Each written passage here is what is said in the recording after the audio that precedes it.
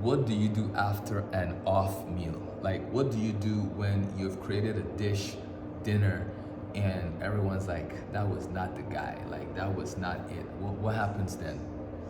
This is what happens.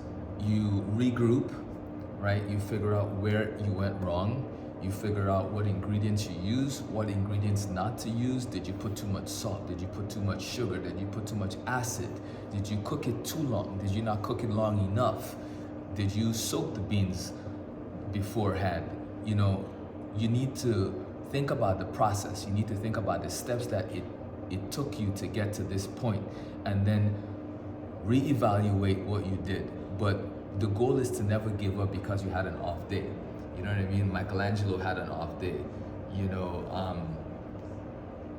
know, Einstein had an off day. Multiple. You know, we all have off days. You know what I'm saying? So that is not what should stop you from keep going. Like, you should still keep going regardless of if you have a few off meals, because it's gonna happen, especially in the beginning.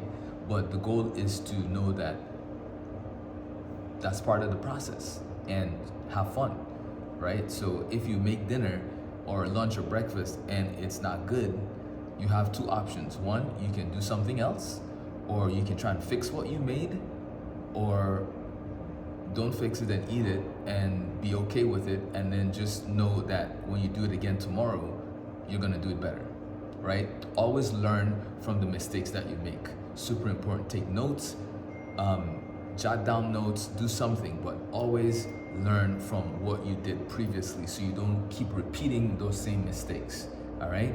The goal is to get better with every meal that you make.